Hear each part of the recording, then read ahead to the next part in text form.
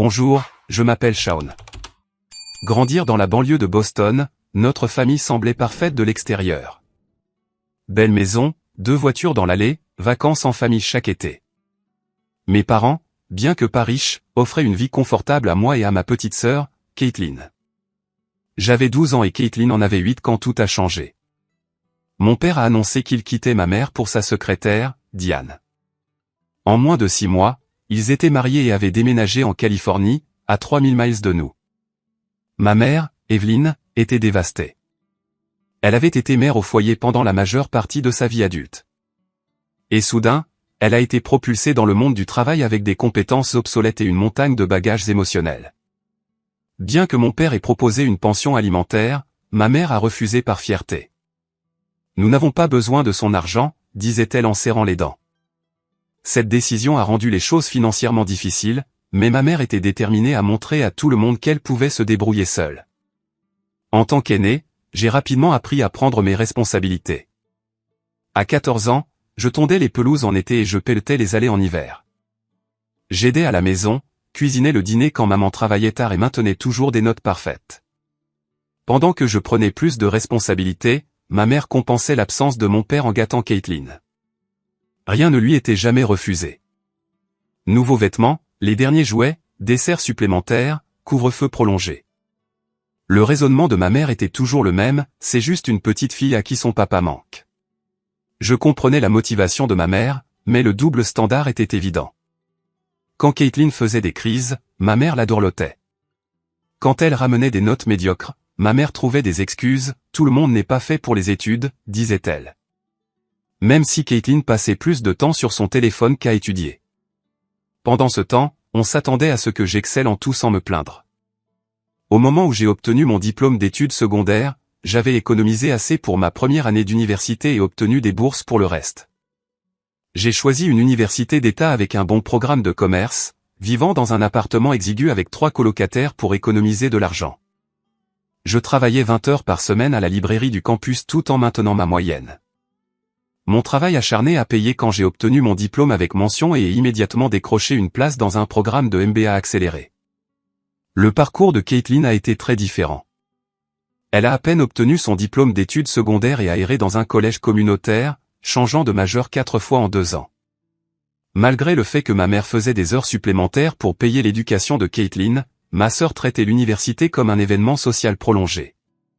Quand Caitlin a finalement été transférée dans une université de 4 ans, j'avais 26 ans et j'établissais ma carrière dans la finance. Ma mère a demandé si je pouvais aider, un peu, avec les frais de scolarité de Caitlin. Ce peu d'aide est rapidement devenu le paiement de tout, frais de scolarité, livres, logement et une allocation mensuelle. Cela ne me dérangeait pas d'aider ma famille. Ma carrière prospérait et je gagnais bien ma vie. Mais cela me dérangeait que Caitlin ne semblait jamais reconnaissante, ne travaillait jamais plus dur et n'essayait jamais d'alléger le fardeau financier. Elle ne m'appelait que lorsqu'elle avait besoin de quelque chose, généralement précédé de « Maman a dit que ça ne te dérangerait pas ». Tout a changé quand j'ai rencontré Rebecca. Nous travaillions pour la même entreprise financière, bien que dans des départements différents. Nous nous sommes connectés lors d'une retraite d'entreprise et j'ai été immédiatement attiré par son intelligence et sa confiance tranquille. Rebecca venait d'une famille riche mais avait insisté pour tracer sa propre voie. Elle avait travaillé pendant ses études, gagné ses propres bourses et gravi les échelons de l'entreprise par pure détermination. La réaction de ma mère envers Rebecca a été tiède au mieux. Lors de notre premier dîner de famille ensemble, ma mère a passé la majeure partie de la soirée à parler de l'esprit créatif de Caitlin et comment certaines personnes ne sont tout simplement pas faites pour le succès conventionnel. Rebecca était gracieuse, mais je voyais que les pics subtils la dérangeaient. Caitlin était encore pire, roulant des yeux chaque fois que Rebecca parlait et faisant des commentaires désobligeants sur les robots d'entreprise. Malgré l'accueil froid de ma famille, Rebecca et moi nous sommes rapprochés. Après 2 ans de relation, je l'ai demandé en mariage et elle a accepté. Je pensais que ma famille serait heureuse pour moi, mais leurs félicitations semblaient forcées. Ma mère a immédiatement demandé si les parents riches de Rebecca paieraient pour le mariage, et Caitlin a demandé pourquoi nous nous précipitions.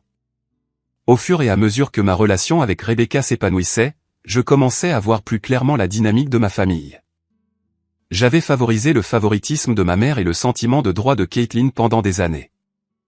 J'avais été le responsable, le réparateur, la banque. Et pour la première fois, je priorisais mon propre bonheur, ce qui semblait menacer le système auquel nous étions tous habitués. Mais je n'étais pas encore prêt à les affronter. La paix avait toujours été mon mode par défaut, et j'espérais qu'une fois qu'il connaîtrait mieux Rebecca, il changerait d'avis. Avec le recul, j'aurais dû savoir que le mariage serait le point de rupture. Tout le ressentiment, la jalousie et le dysfonctionnement qui mijotaient depuis des années étaient sur le point de déborder de la manière la plus publique et douloureuse possible. Quand Rebecca et moi avons annoncé nos fiançailles lors d'une petite réunion de famille, ma mère a réussi un sourire serré tandis que Caitlin examinait ses ongles avec un intérêt soudain. « Félicitations », a finalement dit ma sœur, son ton suggérant qu'elle reconnaissait une réussite mineure plutôt qu'une étape de vie. Cette réponse froide n'était que le début de ce qui allait devenir 18 mois de drame de planification de mariage. Les parents de Rebecca, James et Linda Thompson, ont insisté pour payer le mariage. « Notre fille unique mérite son jour de rêve », ont-ils dit chaleureusement. C'étaient des gens vraiment gentils qui avaient bâti une entreprise de développement immobilier prospère à partir de zéro. Contrairement aux stéréotypes des gens riches, ils étaient terre à accent grave terre et généreux. Leur offre aurait dû être reçue avec gratitude, mais ma mère l'a interprétée comme un affront. Je suppose que rien de ce que je pourrais fournir ne serait assez bon pour elle, a marmonné ma mère après avoir rencontré les Thompson pour discuter des plans initiaux. Nous ne pouvons pas tous nous permettre l'extravagance. Rebecca n'avait jamais fait de commentaires sur les finances de notre famille ni exprimé autre chose que de l'appréciation pour l'hospitalité de ma mère. Pourtant, ma mère la peignait constamment comme une snob. Au fur et à mesure que la planification progressait, la jalousie de Caitlin s'intensifiait. Quand Rebecca lui a demandé d'être demoiselle d'honneur, ma sœur a accepté avec une réticence visible. « Je suppose que je n'ai pas le choix si je veux éviter le drame familial », a-t-elle dit, transformant un geste gentil en obligation. Le premier incident majeur s'est produit lors de l'achat des robes de demoiselle d'honneur. Rebecca avait pris rendez-vous dans une boutique, l'organisant des semaines à l'avance pour s'adapter aux horaires de chacun. Caitlin a envoyé un SMS 30 minutes après l'heure du rendez-vous, un empêchement. « Je ne peux pas venir. » Plus tard, Instagram a raconté la vraie histoire car Caitlin a posté des photos d'un brunch avec des amis dans un restaurant à 2 pâtés de maison de la boutique. Lorsqu'on l'a confrontée, Caitlin a balayé l'affaire, c'est juste une robe. Pourquoi tout le monde est si coincé avec ces trucs de mariage? Rebecca, toujours diplomate, a reprogrammé un essayage privé pour Caitlin, qui est arrivée en retard et s'est plainte de chaque option de style. Les visites de lieux sont devenues un autre champ de bataille. Rebecca et moi étions tombés amoureux d'un bâtiment historique rénové surplombant le port. Lors de notre visite en famille, Caitlin a souligné chaque défaut. Ce sol est inégal. L'éclairage est terrible. L'acoustique rendra les discours impossibles à entendre. Le coordinateur du lieu, un professionnel avec 20 ans d'expérience, semblait de plus en plus mal à l'aise à mesure que les critiques de Caitlin s'accumulaient. La dégustation du menu aurait dû être agréable, mais Caitlin a soudainement développé des allergies au plat préféré de Rebecca. « Je n'arrive pas à croire que tu choisirais quelque chose qui pourrait m'envoyer à l'hôpital », a-t-elle accusé. Bien que ces allergies n'aient jamais été mentionnées au cours des 24 années que je la connaissais, le traiteur a patiemment proposé des alternatives, que Caitlin a rejetées pour diverses raisons. Même les fleurs sont devenues controversées. Rebecca avait choisi une combinaison de roses blanches et d'hortensias bleues, un arrangement simple mais élégant. Des fleurs blanches à un mariage, révolutionnaire, a commenté Caitlin sarcastiquement. Et les hortensias ne portent-ils pas malheur? Dans certaines cultures, non, comme l'a poliment confirmé le fleuriste. Les enterrements de vie de garçons et de jeunes filles étaient prévus le même week-end dans des endroits différents. Mes amis ont organisé un voyage de pêche dans un chalet au bord d'un lac, tandis que les amis de Rebecca ont prévu un week-end spa. D'une manière ou d'une autre, Caitlin a convaincu certaines demoiselles d'honneur qu'un spa était ennuyeux et a redirigé l'enterrement de vie de jeunes filles vers une série de boîtes de nuit. Rebecca, qui n'est pas une grande buveuse ni fan de musique forte, a enduré un week-end entièrement adapté aux préférences de Caitlin. Pendant cette période, les exigences financières de Caitlin ont augmenté de façon spectaculaire. Elle avait besoin d'une nouvelle voiture parce que son actuelle ne ferait pas bien sur les photos de mariage. Elle voulait changer d'appartement parce que son logement actuel était trop déprimant et qu'elle avait besoin de quelque part de bien pour se préparer mentalement pour le mariage. Chaque demande s'accompagnait de manipulations émotionnelles, si tu te souciais vraiment de ta famille, ou je suppose que le confort de Rebecca compte plus que le bien-être de ta sœur. Malgré ma frustration croissante, j'ai continué à la soutenir financièrement. J'ai payé le dépôt de garantie et co-signé le bail d'un appartement de luxe bien au-delà de ce qu'une barista à temps partiel devrait se permettre. J'ai couvert ses frais de scolarité pour un autre semestre malgré le fait qu'elle soit en probation académique. J'ai même aidé avec la compte pour une voiture plus récente, bien que pas le modèle de luxe qu'elle avait initialement exigé. Rebecca a remarqué le schéma, mais l'a abordé doucement. Tu sais, tu n'es pas obligé de dire oui à tout, n'est-ce pas, a-t-elle dit un soir après que j'ai approuvé une autre des demandes de Caitlin. J'ai l'impression qu'elle profite de ta générosité. C'est la famille, ai-je répondu automatiquement, la réponse que j'avais été programmé à donner depuis l'enfance. Mais l'observation de Rebecca avait touché une corde sensible. Aidais-je Caitlin ou favorisais-je des comportements qui finiraient par lui nuire? Le dîner de répétition aurait dû être mon signal d'alarme. Nous avions réservé une salle privée dans un restaurant haut de gamme avec une heure de début stricte pour accueillir le groupe de 20 personnes. Caitlin est arrivée 45 minutes en retard, légèrement ivre, portant une robe blanche qui était suspectement de style nuptial. Ma mère a immédiatement trouvé des excuses, la circulation était terrible. Ce n'était pas le cas. Et elle a fait un double quart aujourd'hui. Elle ne l'avait pas fait. Alors que le père de Rebecca portait un toast sincère m'accueillant dans leur famille, Caitlin a reniflé de manière audible et a chuchoté quelque chose à mon cousin qui les a fait rire tous les deux.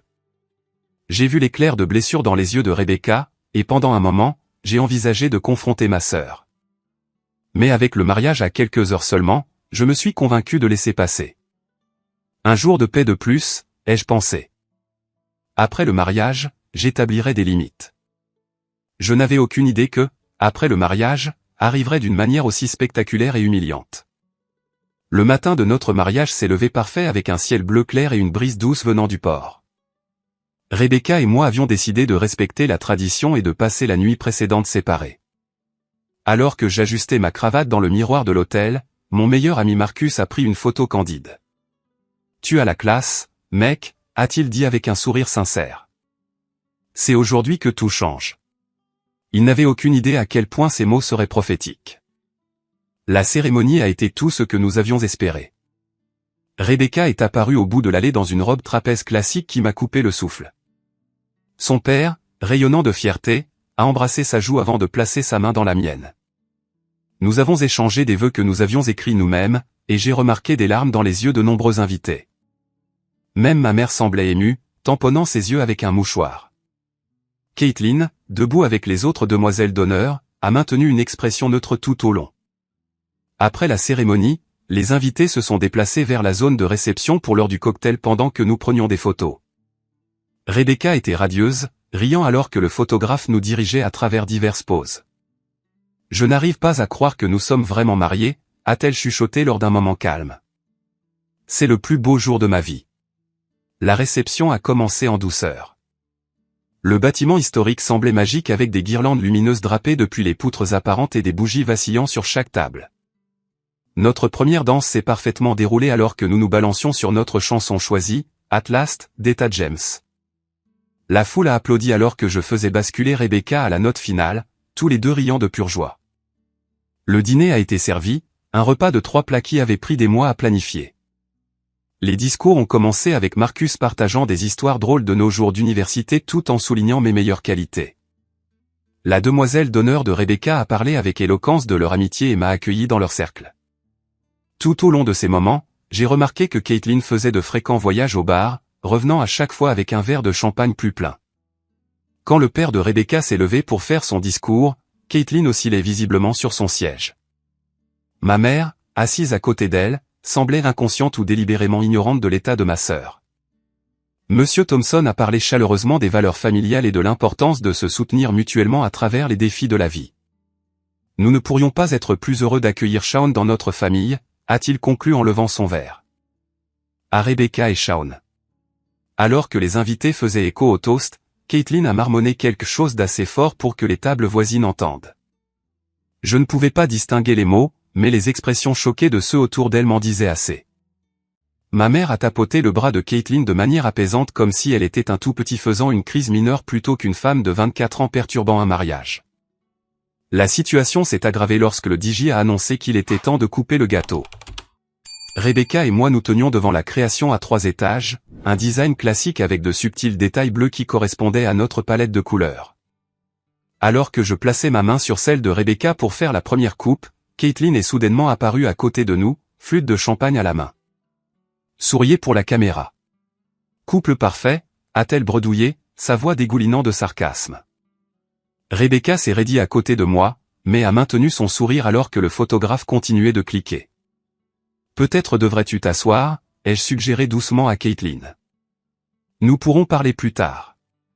Parler plus tard? La voix de Caitlin s'est élevée. C'est ta solution à tout, n'est-ce pas? Plus tard, plus tard. Jamais maintenant. Jamais quand ça compte. Les invités commençaient à regarder. Le DJ a maladroitement baissé le volume de la musique. J'ai posé une main douce sur le bras de Caitlin, essayant de la guider loin de la table du gâteau. Ce n'est ni le moment ni l'endroit. C'est alors qu'elle s'est dégagée brusquement et a levé son verre de champagne. Un toast à mon frère, a-t-elle annoncé bruyamment. Qui fait toujours tout bien. Note parfaite, travail parfait, femme parfaite d'une famille riche parfaite. Avant que quiconque puisse réagir, elle a jeté le contenu de son verre directement sur Rebecca.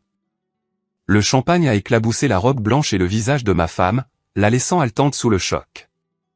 Dans le moment de silence stupéfait qui a suivi, Caitlin n'avait pas fini.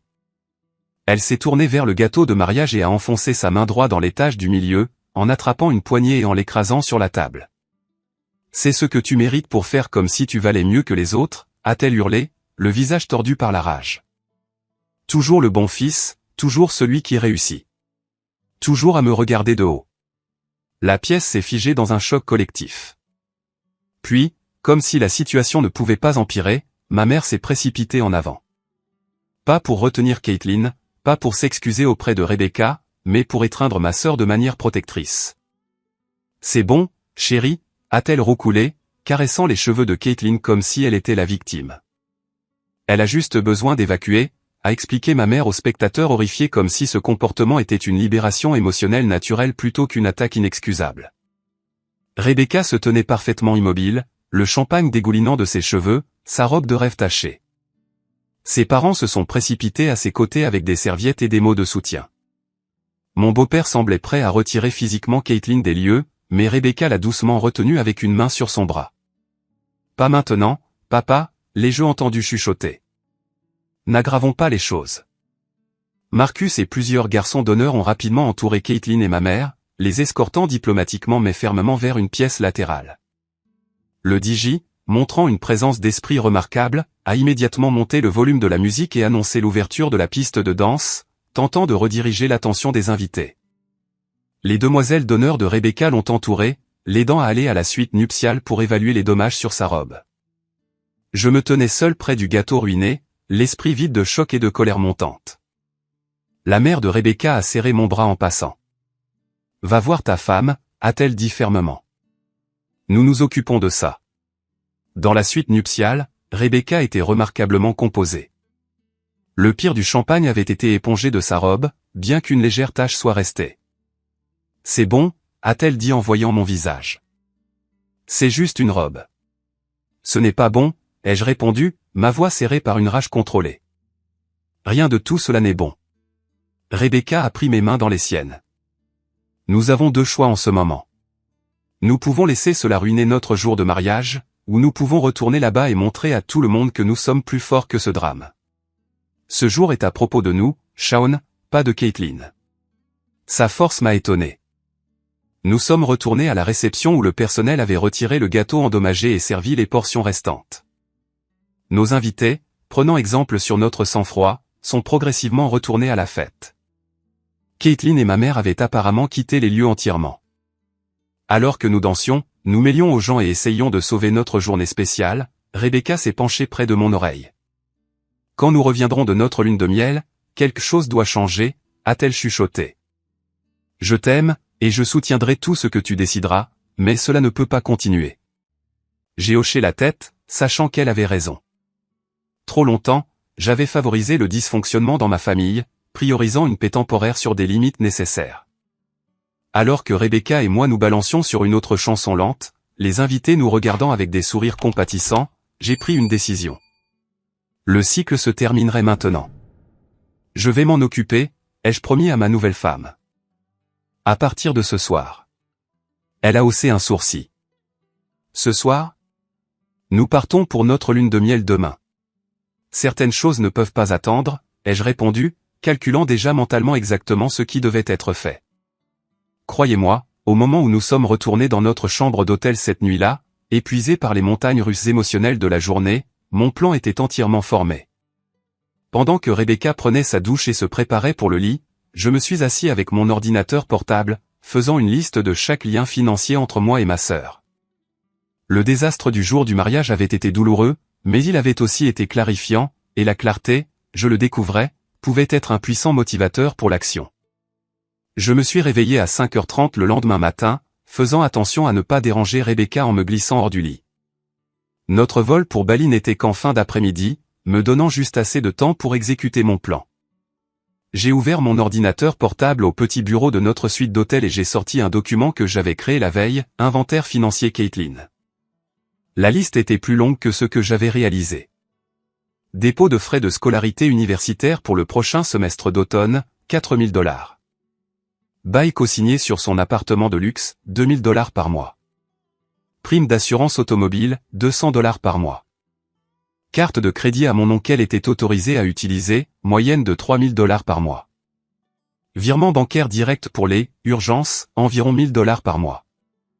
Téléphone portable sur mon forfait familial, $120 par mois. Service de streaming sur mes comptes, $60 par mois. Supplément d'assurance maladie, $400 par mois. Au total, je dépensais plus de $7000 par mois pour soutenir ma sœur de 24 ans, qui travaillait à temps partiel par choix et échouait constamment à ses cours. La réalisation m'a frappé comme un coup physique. Cela ne l'aidait pas. Cela l'estropiait. Mon premier appel à 8h pile quand les bureaux ont ouvert a été pour le service financier de l'université. J'ai besoin de retirer un dépôt de frais de scolarité, ai-je expliqué calmement à l'administrateur.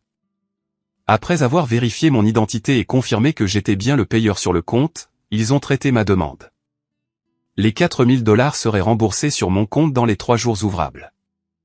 Ensuite, j'ai visité la banque en personne dès leur ouverture à 9h. J'ai gelé le compte chèque conjoint que j'avais établi pour les urgences et retiré Caitlin en tant qu'utilisateur autorisé sur ma carte de crédit. La banquière, une femme d'environ mon âge, a traité les demandes sans commentaire, bien que son expression suggérait qu'elle avait déjà vu ce scénario. À 10h, j'ai rencontré brièvement un avocat que j'avais consulté auparavant pour des conseils d'investissement. Quelles sont mes obligations légales concernant le bail de l'appartement que j'ai cosigné, ai-je demandé après avoir expliqué la situation dans les grandes lignes. Vous êtes responsable du loyer si votre sœur ne paie pas, a-t-il confirmé. Mais vous pouvez contacter le propriétaire et expliquer la situation.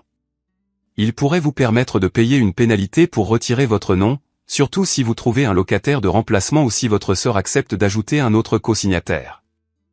J'ai appelé la société de gestion immobilière ensuite. La responsable des locations était étonnamment compréhensive. Les situations familiales peuvent être compliquées, a-t-elle dit diplomatiquement. Nous pouvons geler le bail actuel et exiger une nouvelle demande avec un garant différent si votre sœur souhaite rester. Sinon, elle devra quitter les lieux dans les 30 jours. Et oui, vous serez responsable de tout dommage ou loyer impayé. Tout au long de la matinée, mon téléphone a vibré constamment avec des notifications de SMS de Caitlin. Pourquoi tu ne réponds pas? Maman pique une crise à propos d'hier soir. Ce n'était pas si grave. Rebecca a l'air de pouvoir prendre une blague. Tu réagis toujours de manière excessive. Peux-tu me transférer de l'argent? La voiture a besoin de nouveaux pneus. Je les ai tous ignorés, me concentrant plutôt sur ma liste de contrôle. J'ai annulé les paiements automatiques pour son assurance automobile, les retiré de mon forfait familial de téléphone portable avec un préavis de 30 jours et j'ai changé les mots de passe de tous les services de streaming. À midi, j'avais effectivement coupé tout lien financier sauf le bail de l'appartement, qui prendrait plus de temps à résoudre complètement. J'ai retrouvé Rebecca pour le déjeuner dans un restaurant calme près de notre hôtel, me sentant plus léger que je ne l'avais été depuis des années. Tu as l'air différent, a-t-elle observé en étudiant mon visage. Qu'est-ce que tu as fait toute la matinée? J'ai expliqué mes actions en détail. Rebecca a écouté sans interrompre, son expression pensive. Quand j'ai fini, elle a tendu la main à travers la table et a serré la mienne. Es-tu sûr de ça? A-t-elle demandé. Je sais que c'est ta famille. C'est exactement pour ça que je le fais, ai-je répondu. La vraie famille ne s'exploite pas. La vraie famille veut que chaque membre grandisse et s'épanouisse. Ce que j'ai fait, c'est favoriser la dépendance et le sentiment de droit. Rebecca a hoché la tête lentement. Je te soutiens complètement, mais prépare-toi au retour de bâton. Ça va empirer avant de s'améliorer. Comme sur un signal, mon téléphone a sonné. Le nom de ma mère a clignoté sur l'écran. Après 12 appels ignorés, j'ai décidé qu'il était temps de répondre. Shaun, enfin. Où étais-tu? Caitlin est hystérique. Elle dit que sa carte a été refusée à l'épicerie et la banque dit que tu l'as retirée des comptes. Il doit y avoir une erreur. Sa voix avait le ton familier d'autorité supposée comme si j'avais encore 12 ans et que je m'étais mal comporté. J'ai pris une profonde inspiration avant de répondre. Il n'y a pas d'erreur, maman. Après ce qui s'est passé à mon mariage, des changements devaient être faits. Tu ne peux pas être sérieux. Sa voix a monté d'une octave. Elle a fait une petite scène. Oui, mais elle était émotive. Les mariages font remonter des sentiments compliqués. Tu ne peux pas la punir financièrement pour avoir des émotions. Ce n'est pas une punition, ai-je expliqué calmement. C'est une conséquence. Caitlin a 24 ans, pas 14. Jeter du champagne sur ma femme et détruire notre gâteau de mariage va au-delà d'une petite scène. Mais même si cela ne s'était pas produit, ce changement était attendu depuis longtemps. J'ai favorisé sa dépendance trop longtemps. La voix de ma mère est devenue froide. Alors c'est ça. Ta nouvelle femme chic décide que ta vraie famille n'est pas assez bien, et tu nous coupes juste les vivres. Cela n'a rien à voir avec Rebecca, ai-je déclaré fermement. Il s'agit d'établir des limites saines qui auraient dû exister il y a des années. Caitlin a besoin d'apprendre l'indépendance et la responsabilité. Elle devra abandonner l'école. Elle sera expulsée. C'est ce que tu veux? Ce que je veux, c'est que ma sœur grandisse. Elle a des options. Elle peut obtenir un emploi à temps plein. Elle peut demander une aide financière. Elle peut trouver des colocataires pour un appartement plus abordable. Il y a des conséquences à ces actions, et il est temps qu'elle les vive. La voix de ma mère est devenue larmoyante, sa tactique de manipulation finale. Tu détruis cette famille. Ton père nous a quittés, et maintenant tu nous abandonnes aussi. La comparaison a piqué, mais j'ai tenu bon. Je n'abandonne personne. Je suis toujours là, toujours disposé à avoir une relation, mais le soutien financier est terminé. Après avoir raccroché, Rebecca m'a regardé avec inquiétude. Ça va? J'ai considéré la question attentivement. Oui, ai-je finalement répondu. Pour la première fois depuis longtemps, je pense que ça va vraiment. Nous avons fini le déjeuner et sommes retournés à l'hôtel pour nous préparer pour notre vol de lune de miel. Alors que nous emballions les dernières affaires, Rebecca m'a soudainement entouré de ses bras par derrière. Je suis fier de toi, a-t-elle chuchoté. Je sais que ce n'était pas facile.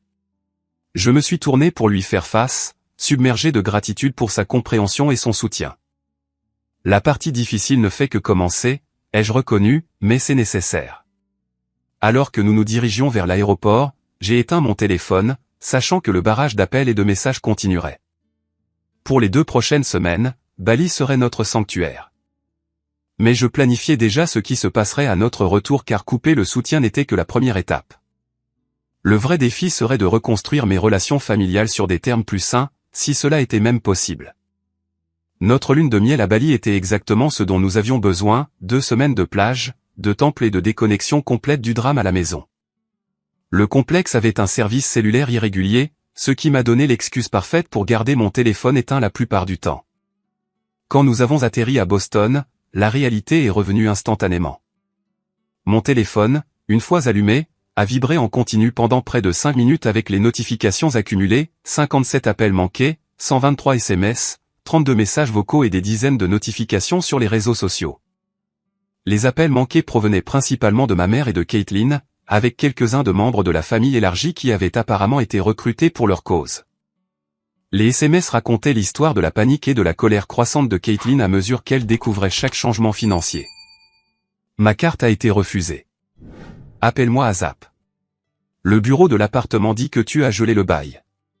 C'est quoi ce bordel? L'école dit que mon dépôt de frais de scolarité a été retiré. C'est une blague? Je n'arrive pas à croire que tu me fasses ça pour une blague de mariage stupide. Maman est absolument dévastée. J'espère que tu es heureux. Ta femme t'a poussé à faire ça, n'est-ce pas? Elle ne m'a jamais aimé. Rappelle-moi, lâche. Les messages vocaux suivaient un modèle similaire, commençant par la confusion, passant à la colère, puis aux tentatives de culpabilisation et enfin au marchandage désespéré. Les messages de ma mère étaient particulièrement manipulateurs, allant de « je t'ai mieux élevé que ça » à « j'ai eu des douleurs thoraciques à cause du stress que tu causes ». Rebecca a fait défiler certains des messages dans le taxi qui nous ramenait à la maison. Son expression était un mélange d'incrédulité et de justification. « Waouh !» a-t-elle murmuré après avoir écouté un message vocal particulièrement vitriolique de Caitlin. Et il se demande pourquoi tu avais besoin de limites. Nous nous étions à peine installés dans notre appartement quand la sonnette a retenti. Par le Judas, j'ai vu ma mère debout dans le couloir, les bras croisés, l'expression sombre. Je me suis préparé et j'ai ouvert la porte. « Alors, tu as finalement décidé de rentrer ?» a-t-elle dit en guise de salutation. « Pendant que tu profitais de tes vacances de luxe, ta sœur souffrait. » J'ai reculé, lui permettant d'entrer, mais refusant de mordre à l'hameçon. « Veux-tu du café, maman ?» Elle a ignoré l'offre, faisant les 100 pas dans notre salon comme un procureur préparant une déclaration liminaire. Caitlin a dû emprunter de l'argent à des amis pour acheter des courses. Le complexe d'appartements lui a donné un avertissement pour loyer en retard. Son service téléphonique a été coupé. Et tu penses que c'est approprié? Je pense que c'est la conséquence naturelle de son comportement, ai-je répondu calmement. C'est une adulte qui a fait des choix. Les adultes font face aux conséquences de leurs choix. C'est l'influence de Rebecca, a accusé ma mère, foudroyant du regard ma femme, qui était entrée tranquillement dans la pièce. Tu n'as jamais été aussi cruel avant elle. Ça suffit, ai-je dit fermement. Rebecca n'a rien à voir avec cette décision. En fait, elle a montré plus de compréhension envers Caitlin que la plupart des gens ne le feraient après avoir vu leur mariage délibérément ruiné. Le visage de ma mère a rougi. Ce n'était pas délibéré. Elle était émotive. Maman, elle a jeté du champagne sur Rebecca, détruit notre gâteau de mariage et crié des insultes devant 200 personnes. Puis, au lieu de s'excuser, elle m'a demandé de l'argent dès le lendemain. Il ne s'agit pas d'un incident isolé. Il s'agit d'un schéma qui dure depuis des années. La dispute a continué pendant près d'1 heure, couvrant un terrain familier. Ma mère a passé en revue ses tactiques habituelles, minimiser le comportement de Caitlin, maximiser ma supposée trahison, invoquer la loyauté familiale, remettre en question le caractère de Rebecca, et enfin son atout maître. Ton père aurait honte de toi. Celle-là a failli briser ma résolution. Pas parce que c'était vrai, mais parce que cela révélait à quel point ma mère me comprenait peu. Mon père, qui avait abandonné sa famille pour une femme plus jeune, n'avait aucune position morale pour juger de la loyauté familiale de quiconque. Après le départ de ma mère en claquant la porte derrière elle, Rebecca m'a tenu en silence pendant un long moment. « Tu as bien fait » a-t-elle chuchoté. « Reste fort. » Le lendemain matin, j'ai découvert que Caitlin avait porté la bataille sur la place publique. Elle avait posté un long récit soigneusement édité de la situation sur les réseaux sociaux. Mon frère m'a coupé les vivres sans avertissement parce que j'ai accidentellement renversé un verre à son mariage. Maintenant, je pourrais être sans abri et devoir abandonner l'école. Le sang n'est pas toujours plus épais que l'eau, je suppose. Le post avait des dizaines de commentaires sympathiques et de partages. Plusieurs amis communs m'ont envoyé des SMS pour demander ce qui se passait, s'il y avait plus à l'histoire. Certains ont pris parti immédiatement, condamnant ma cruauté ou défendant mon droit d'établir des limites. Des membres de la famille avec qui je parlais rarement avaient soudainement des opinions tranchées sur mes décisions personnelles. J'ai choisi de ne pas m'engager publiquement. Les réseaux sociaux ne sont pas l'endroit pour résoudre les affaires de famille, ai-je dit à Rebecca alors qu'elle me lisait les derniers commentaires. Répondre ne ferait qu'alimenter le drame. Alors que Rebecca et moi reprenions nos routines de travail, Caitlin a intensifié sa campagne pour rétablir son soutien financier. Ses tactiques allaient du transparent au carrément inquiétant. D'abord est venu le faux texto d'excuses. J'ai réfléchi à ce qui s'est passé et je suis vraiment désolé. J'étais juste émotive et j'avais trop bu. Peut-on parler? Quand j'ai accepté de la rencontrer pour un café le week-end suivant, elle a semblé prendre cela comme un signe que l'argent recommencerait à couler et à annuler avec une excuse fragile. Ensuite, elle a enrôlé notre tante Suzanne, la sœur de ma mère, pour appeler et me rappeler les obligations familiales et comment, ta mère a tout sacrifié pour vous les enfants après le départ de ton père. Quand cette approche a échoué, mon cousin Tim a essayé l'angle d'homme à homme. Mec, c'est ta petite sœur. Tu ne peux pas juste la couper du jour au lendemain. Quand la campagne de pression familiale n'a pas fonctionné, Caitlin est passée aux menaces. Si tu ne rétablis pas mes frais de scolarité, je devrais abandonner. C'est ce que tu veux sur ta conscience? Ta sœur qui abandonne l'université à cause de ta vengeance mesquine. La situation a atteint un nouveau bas lorsque Caitlin s'est présentée à mon immeuble de bureau pendant l'heure du déjeuner. Je revenais d'une sandwicherie quand je l'ai repérée faisant les 100 pas près de l'entrée, clairement agitée. Avant que je puisse décider de l'approcher ou de l'éviter, elle m'a vu. Enfin, a-t-elle exclamé bruyamment, attirant l'attention de plusieurs collègues entrant dans le bâtiment. Ta sœur doit te traquer au travail parce que tu ne réponds pas à ses appels. Je l'ai doucement guidée loin de l'entrée, conscient des regards curieux. Caitlin, ce n'est pas approprié. Je suis au travail. Rien d'autre n'attirait ton attention, a-t-elle claqué. J'ai besoin d'argent pour le loyer. Ils vont m'expulser. Nous pouvons en discuter plus tard, pas ici, ai-je insisté. Alors, tu vas aider? Son expression s'est illuminée immédiatement. Non, je vais parler. Le soutien financier est toujours terminé. Son visage s'est tordu de rage. Espèce de salaud égoïste. Tu as plein d'argent. Tu viens de dépenser des milliers pour une lune de miel chic pendant que je mange des nouilles instantanées et que je pourrais perdre mon appartement. Alors que sa voix montait, plus de têtes se tournaient vers nous. Mortifié, j'ai essayé de désamorcer la situation, mais Caitlin était au-delà de la raison. Elle a continué sa tirade jusqu'à ce que la sécurité s'approche, demandant si tout allait bien. Non, tout ne va pas bien, a craché Caitlin.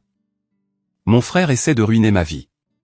Finalement, j'ai dû retourner au travail, laissant Caitlin fumer de colère sur le trottoir. Mon patron m'a appelé dans son bureau cet après-midi-là. Je me suis préparé à une réprimande à propos de la scène, mais son approche m'a surpris. Problème de famille, a-t-il demandé avec sympathie. J'ai hoché la tête, embarrassé. Désolé pour la perturbation plus tôt. Il a balayé mes excuses. Quelqu'un nous a envoyé une vidéo de ton mariage.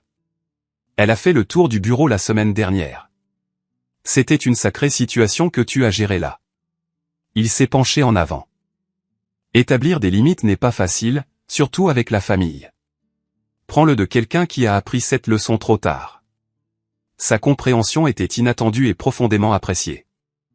Pendant ce temps, ma mère avait commencé à se plaindre de divers problèmes de santé. Migraine, hypertension artérielle, insomnie, tous prétendument causés par l'inquiétude pour Caitlin et la détresse de mon abandon. Ces rapports arrivaient par des singes volants, des membres de la famille qui mentionnaient nonchalamment « ta mère souffrait tellement hier, elle pouvait à peine sortir du lit ». Malgré les tentatives persistantes de culpabilisation, j'ai maintenu ma position.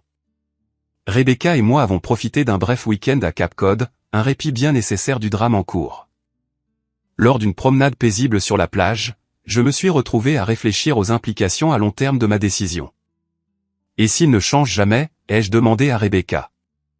Et si cela endommageait définitivement ma relation avec ma mère et ma sœur? Rebecca a considéré la question sérieusement. C'est possible, a-t-elle reconnu. Mais demande-toi, la relation que tu avais était-elle saine? Était-elle réciproque ou était-elle basée sur la dépendance financière et la manipulation émotionnelle? Ces questions étaient inconfortablement perspicaces. Je suppose que j'achète leur affection depuis des années, ai-je admis, et ça ne marchait même pas. À notre retour de week-end, j'ai eu un message vocal surprenant de mon père. Nous parlions occasionnellement, généralement de brefs appels pour les anniversaires ou les vacances, mais nous n'avions pas eu de conversation substantielle depuis des années. Shaun, c'est papa. ta tante a mentionné ce qui se passe avec Caitlin. Je sais que nous ne parlons pas beaucoup, mais j'aimerais en discuter si tu le veux bien. Appelle-moi quand tu peux. Je l'ai rappelé ce soir-là, ne sachant pas à quoi m'attendre. Après des politesses maladroites, il en est venu au fait.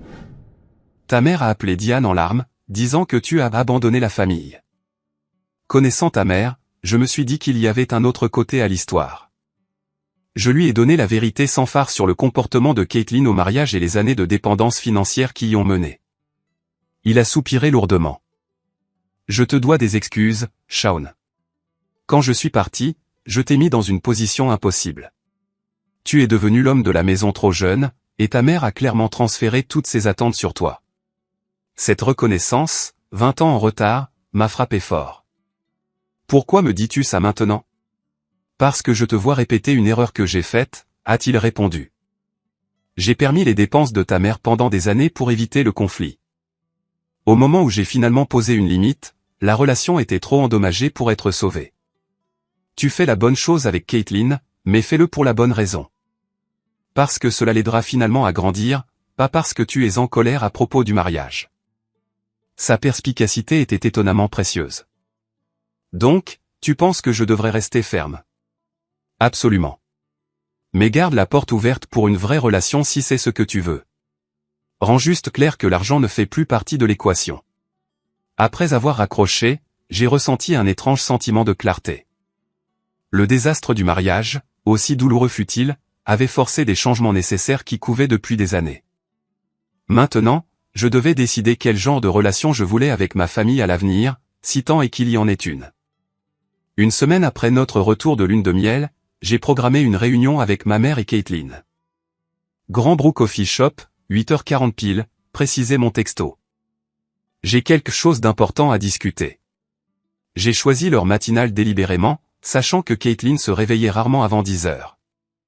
Sa présence exigerait un effort réel, un petit test de sérieux.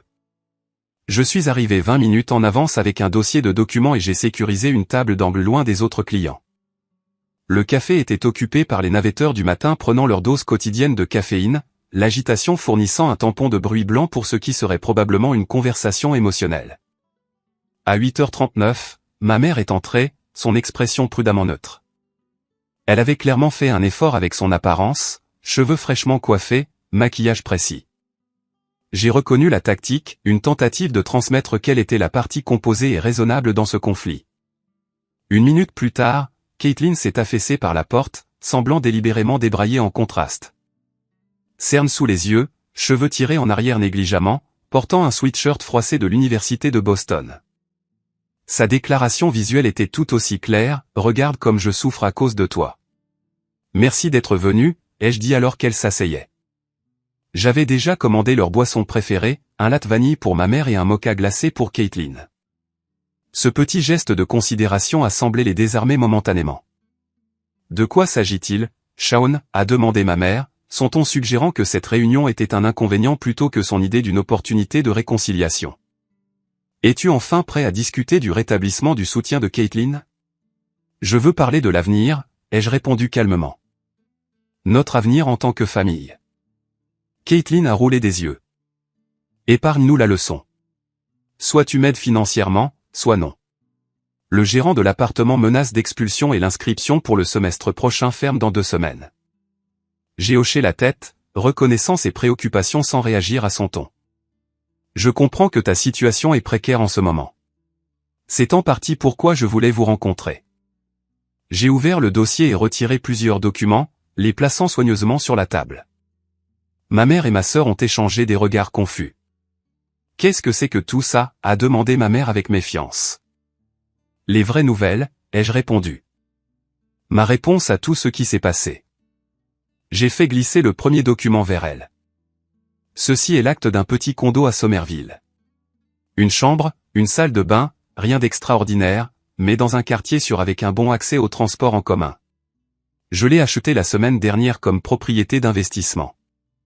Leurs expressions sont passées de la confusion à un intérêt prudent. Caitlin a tendu la main vers l'acte, l'examinant de près. Qu'est-ce que ça a à voir avec moi? Je te l'offre comme résidence, Caitlin. Les coûts mensuels seraient nettement inférieurs à ton appartement actuel, et l'emplacement est en fait plus proche du campus. Avant que l'espoir ne puisse pleinement fleurir dans ses yeux, j'ai continué. Il y a des conditions. J'ai fait glisser le document suivant. Ceci est un contrat de location de base. Tu serais locataire, pas propriétaire, avec des responsabilités et des attentes spécifiques. Le visage de Caitlin s'est assombri. Donc, tu es mon propriétaire maintenant. C'est ta solution. S'il te plaît, laisse-moi finir, ai-je dit fermement.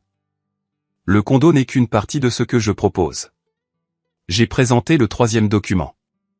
Ma mère, qui était restée inhabituellement silencieuse, a finalement parlé. Tu traites ta sœur comme une enfant avec toutes ses règles et conditions. Non, ai-je corrigé doucement. Je la traite comme une adulte qui a besoin de structure et de responsabilité. Il y a une différence. J'ai continué avec le quatrième document. Ceci décrit une allocation mensuelle qui sera déposée sur un nouveau compte. C'est environ un tiers de ce que je fournissais auparavant, un montant qui couvre les nécessités de base, mais nécessite un complément par l'emploi. L'expression de Caitlin oscillait entre le ressentiment et le calcul alors qu'elle évaluait mentalement si ce nouvel arrangement valait la peine d'être accepté. Le cinquième élément n'est pas un document, mais une opportunité, ai-je expliqué. Mon collègue Michael dirige un département marketing qui a besoin d'un assistant administratif à temps partiel. Les horaires sont flexibles en fonction des horaires de cours. La paie est compétitive et il y a un potentiel de croissance si tu montres de l'initiative. Il est prêt à t'interviewer la semaine prochaine. Donc, je dois travailler maintenant? A demandé Caitlin comme si le concept était étranger. La plupart des adultes le font, ai-je répondu sans sarcasme. C'est en fait assez gratifiant de gagner son propre argent. Ma mère, traitant clairement cette approche inattendue, s'est penchée en avant. C'est quoi le piège, Shaun? Pourquoi fais-tu tout ça après avoir dit que tu la coupais? J'ai croisé son regard directement. Parce que couper quelqu'un complètement n'est pas la seule alternative à lui permettre tout. Je veux aider Caitlin à devenir indépendante et prospère, pas dépendante et pleine de ressentiment. Mais il y a des conditions au-delà de ce que j'ai déjà mentionné. J'ai placé le dernier document sur la table. Ceci est un contrat comportemental. Il comprend plusieurs termes non négociables. Je me suis tourné vers Caitlin. Premièrement, tu t'excuseras personnellement auprès de Rebecca et de sa famille pour ce qui s'est passé au mariage. Des excuses sincères et spécifiques, pas un générique désolé si quelqu'un a été offensé. Caitlin s'est raidie mais n'a pas objecté. Deuxièmement, tu assisteras à des séances de thérapie hebdomadaires. J'ai recherché plusieurs thérapeutes qualifiés spécialisés dans la dynamique familiale et la croissance personnelle. Tu peux choisir celui que tu préfères, mais la présence est obligatoire pour un soutien continu. Ma mère est intervenue. Thérapie? Il n'y a rien qui cloche chez Caitlin qui nécessite une thérapie. Maman, ai-je dit doucement. Ce qui s'est passé à mon mariage n'était pas un comportement normal. La dynamique que nous avons développée en tant que famille non plus. Nous pourrions tous bénéficier d'une perspective professionnelle. Avant qu'elle ne puisse argumenter davantage, j'ai continué. Troisièmement, cet arrangement est probatoire pour 6 mois. Si les termes sont violés, en particulier concernant Rebecca ou la performance académique, le soutien prend fin immédiatement. Si tout se passe bien, nous pouvons discuter d'ajustements qui accordent plus d'indépendance à mesure qu'elle est gagnée. Et quatrièmement, il y aura une période de réflexion. Aucun contact entre nous pendant 30 jours pendant que tu considères cette offre et commence la thérapie si tu acceptes. Nous avons tous besoin d'espace pour réinitialiser nos dynamiques. Le silence qui a suivi était lourd de tension. Caitlin fixait les documents, le conflit évident dans son expression. Ma mère semblait déchirée entre l'indignation face aux conditions et le soulagement que je n'abandonnais pas complètement sa fille. Cela ressemble à une punition, a finalement dit Caitlin, sa voix plus petite que je ne l'avais entendue depuis des années. Ce n'est pas une punition, ai-je répondu. C'est un chemin vers une relation plus saine pour nous tous. Une relation où tu as tout le pouvoir, a-t-elle rétorqué. J'ai toujours eu le pouvoir financier, Caitlin. La différence est que je l'utilise maintenant pour encourager la croissance plutôt que la dépendance. Finalement, le but est que tu n'aies plus du tout besoin de mon soutien. Ma mère, qui feuilletait les documents avec une agitation croissante, a soudainement claqué sa main sur la table. C'est ridicule. Tu agis comme une sorte de dictateur bienveillant. Nous sommes ta famille, pas des cas de charité à gérer. C'est exactement le problème, maman, ai-je dit en maintenant mon calme. Tu m'as traité comme un distributeur automatique pendant des années, pas comme un fils ou un frère avec des sentiments et des limites. Quand Rebecca a été publiquement humiliée lors de ce qui aurait dû être le jour le plus heureux de nos vies, ton premier instinct a été de réconforter la personne qui a causé la douleur, pas les victimes de celle-ci. Quelque chose dans mes mots a semblé pénétrer ses défenses. Elle s'est rassise, momentanément sans voix. J'avais 12 ans quand papa est parti, ai-je continué, ma voix s'adoucissant. J'ai grandi vite parce que je le devais. J'ai pris des responsabilités, obtenu des emplois, aidé à la maison, tout en maintenant des notes parfaites parce que je savais que l'université était mon seul chemin vers la sécurité. Je ne m'en voulais pas à l'époque parce que je vous aimais toutes les deux et je voulais aider. Caitlin regardait ses mains, refusant de croiser mon regard. Mais quel coup en cours de route, aider s'est transformé en permettre. Mon soutien est devenu attendu puis exigé. Mon succès est devenu quelque chose que Caitlin enviait plutôt que d'y aspirer. Et toi, maman, tu as encouragé ce ressentiment parce que c'était plus facile que de la tenir responsable. Les yeux de ma mère se sont remplis de larmes, mais pour une fois, elle semblait sincère plutôt que tactique. Je voulais juste la protéger, a-t-elle chuchoté. Après le départ de ton père, je ne pouvais pas supporter de voir l'une de vous blessée à nouveau. Mais tu nous as blessés, ai-je répondu doucement. En nous traitant si différemment, tu as appris à Caitlin que les crises sont récompensées et que la responsabilité est tenue pour acquise. Tu l'as préparée à la frustration quand le monde réel ne fonctionne pas de cette façon. Caitlin, qui était restée inhabituellement silencieuse, a finalement levé les yeux. C'est comme ça que tu me vois? Comme une enfant gâtée qui ne peut pas fonctionner dans le monde réel? J'ai considéré ma réponse avec soin. Je te vois comme quelqu'un avec du potentiel qui n'a jamais été mis au défi de le réaliser. Je vois ma petite sœur qui dessinait des images incroyables et écrivait des histoires créatives avant de décider que l'effort académique n'était pas cool. Je vois quelqu'un à qui on a dit que ses émotions justifient n'importe quel comportement, peu importe qui est blessé. Des larmes ont coulé sur ses joues, et pour la première fois depuis des années, elle ne semblait pas manipulatrice. J'étais tellement jalouse, a-t-elle admis d'une voix étranglée. Tout est toujours venu si facilement. Bonne note, bon travail, bonne relation. J'avais l'impression de ne jamais pouvoir être à la hauteur. Rien n'est venu facilement, ai-je corrigé. J'ai travaillé incroyablement dur pendant que tu dormais ou faisais la fête. J'ai fait des sacrifices pendant que tu dépensais mon argent en vêtements de créateur. La différence n'était pas la capacité, Caitlin. C'était l'effort et la responsabilité. Ma mère a tendu la main vers celle de Caitlin, mais au lieu de son réconfort habituel, elle a dit quelque chose de surprenant. La conversation qui a suivi a été l'échange le plus honnête que notre famille ait connu depuis des années. Il y a eu des larmes, des récriminations et des reconnaissances douloureuses de tous les côtés. J'ai admis mon rôle dans le maintien de la dynamique malsaine en choisissant la voie de la moindre résistance. Ma mère a reconnu son favoritisme et les dégâts qu'il avait causés. Et Caitlin, le plus surprenant, a admis que son comportement au mariage avait été inexcusable, motivé par des années d'insécurité et de sentiments de droit. J'ai été horrible avec Rebecca dès le premier jour, a-t-elle avoué. Elle n'a jamais rien fait pour le mériter. Je détestais juste qu'elle semble si parfaite, si organisée. À côté d'elle, je me sentais comme un gâchis. Au moment où nos tasses de café étaient vides, la foule du matin s'était éclaircie. Nous avions parlé pendant près de 3 heures, couvrant un terrain qui avait été évité pendant des décennies. Rien n'était entièrement résolu, mais des graines de compréhension avaient été plantées. J'ai besoin de temps pour réfléchir à tout ça, a dit Caitlin, rassemblant les documents que j'avais apportés. Prends le temps dont tu as besoin, ai-je répondu. L'offre tient toujours, mais souviens-toi que l'ancien arrangement est terminé, quoi que tu décides. Alors que nous nous préparions à partir, ma mère a hésité, puis m'a serré maladroitement dans ses bras. Je suis désolé, Shaun, a-t-elle chuchoté. Pour tout. Ce n'était pas une résolution complète, mais c'était un début. En les regardant quitter le café, je me suis senti prudemment optimiste pour la première fois depuis le désastre du mariage. Un vrai changement prendrait du temps, des limites constantes et probablement des conversations plus difficiles. Mais le mur du déni s'était enfin fissuré, et c'était une première étape nécessaire vers la guérison.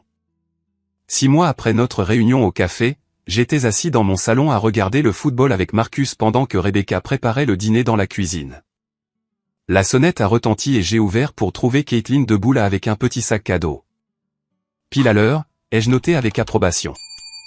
La ponctualité avait été un combat pour elle, mais elle faisait des progrès.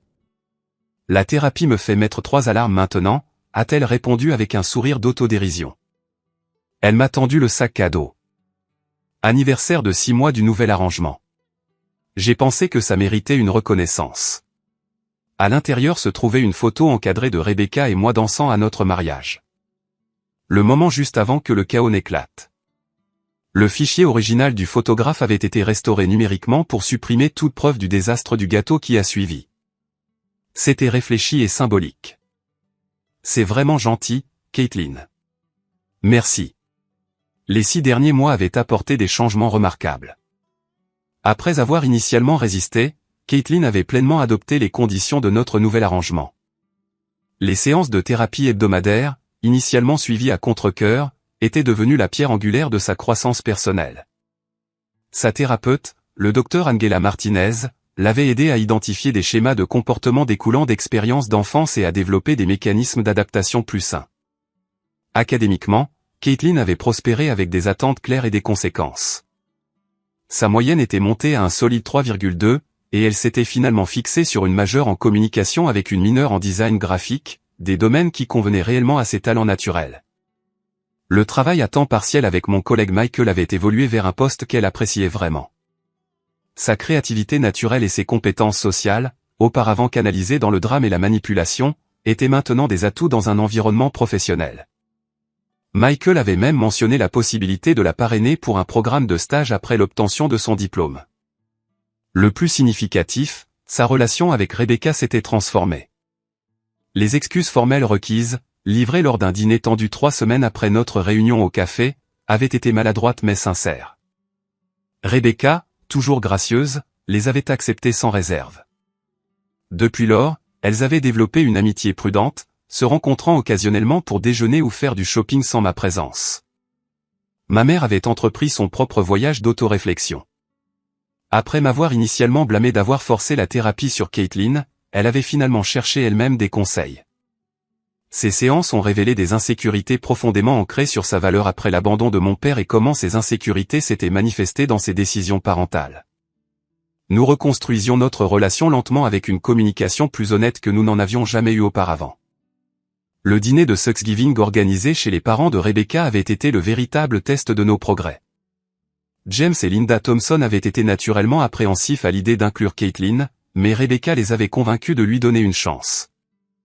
La soirée s'était déroulée sans incident, incluant même des moments de chaleur et de rire sincères. Quand Caitlin a présenté à la mère de Rebecca une carte de remerciement faite à la main, il n'y avait pas un œil sec à table.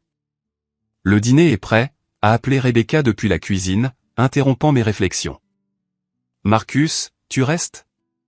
Je ne manquerai ça pour rien au monde, mon ami, a-t-il répondu en me tapotant l'épaule en passant. La cuisine de ta femme bat les plats à emporter n'importe quel jour. Alors que nous nous rassemblions autour de la table, j'ai observé la conversation facile coulant entre Rebecca et Caitlin à propos d'une exposition d'art à laquelle elles avaient récemment assisté. Ma sœur était engagée, articulée et nettement plus confiante qu'elle ne l'avait été il y a 6 mois. La défensive qui avait caractérisé ces interactions pendant des années avait considérablement diminué. Plus tard, après le départ de Marcus et Caitlin, Rebecca et moi nous sommes installés sur le canapé avec des verres de vin. Elle est comme une personne différente, a observé Rebecca. Je n'aurais jamais pensé que nous en arriverions là. Les limites ont aidé, ai-je reconnu. Mais le vrai changement est venu d'elle. Elle devait le vouloir. L'expérience m'avait enseigné des leçons profondes sur la dynamique familiale et la croissance personnelle. Premièrement, l'amour ne signifie pas permettre sans fin.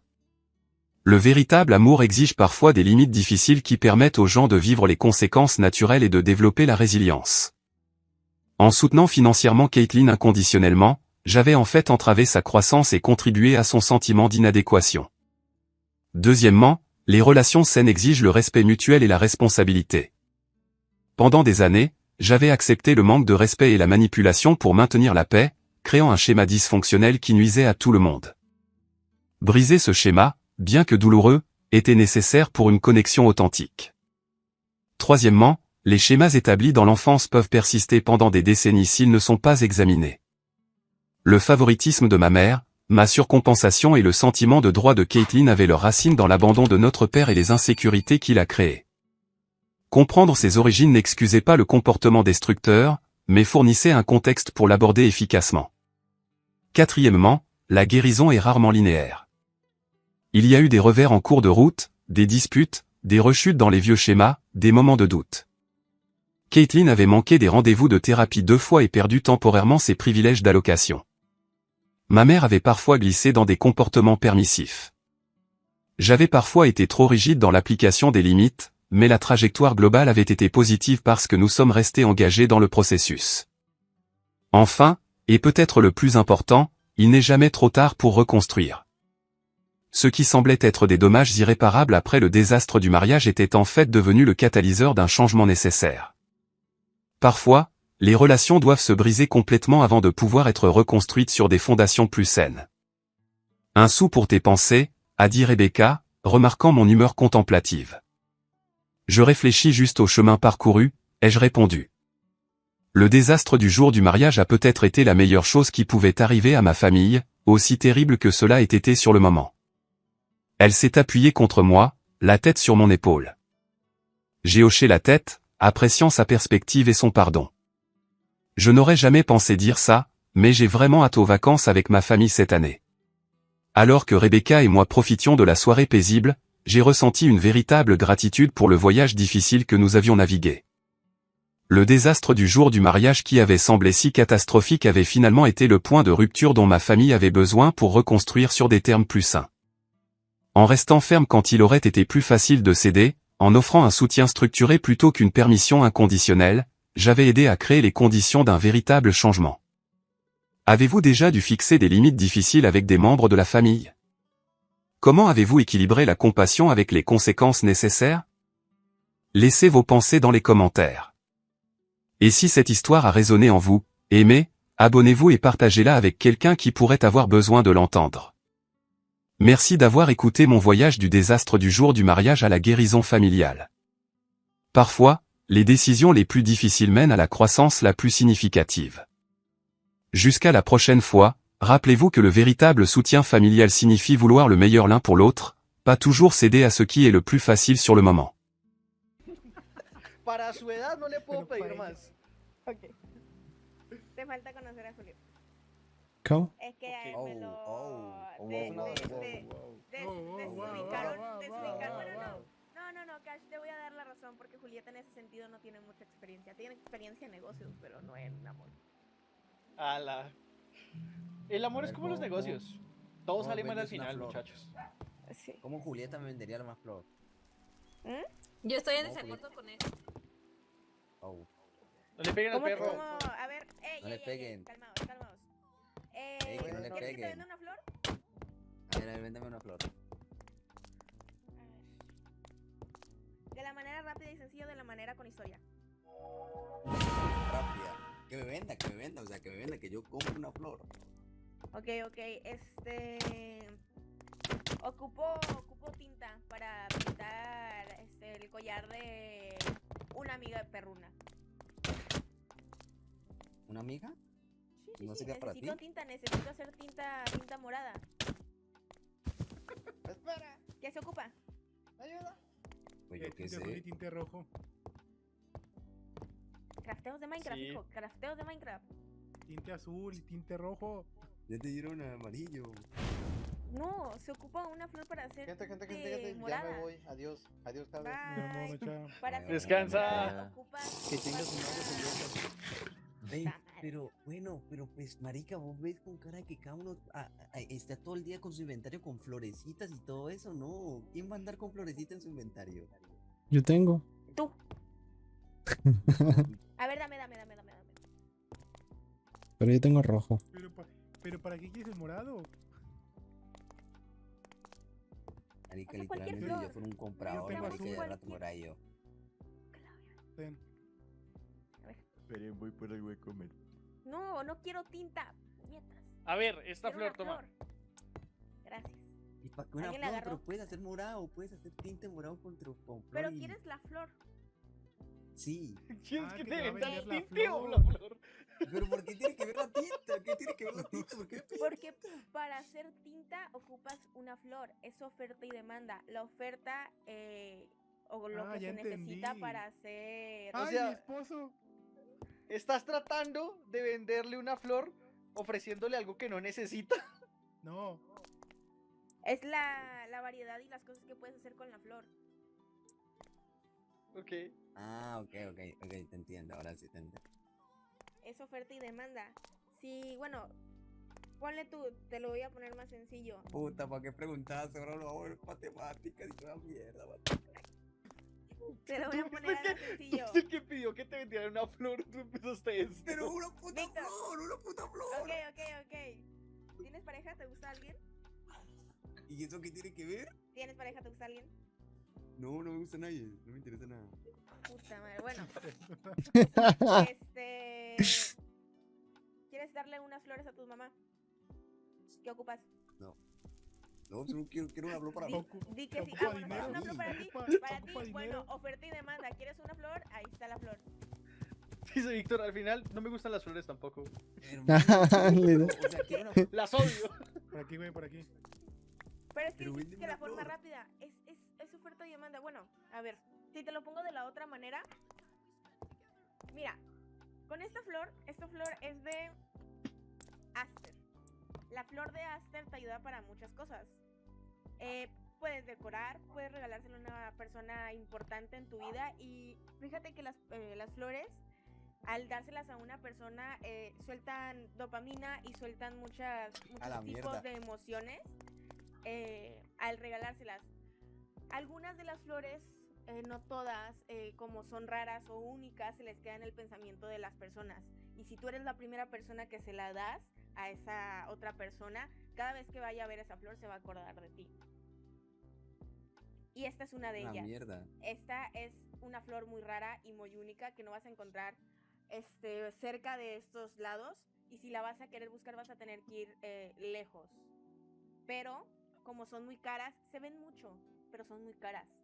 ¿Cómo se llama? Aster. Pero ¿te imaginas que esté cagando, vea la flor y se acuerde de ti? Pues qué chido. ¿Qué Claro. mejor? Estaría mejor. No, ¿cómo que qué mejor? Se le relaja el ano. No.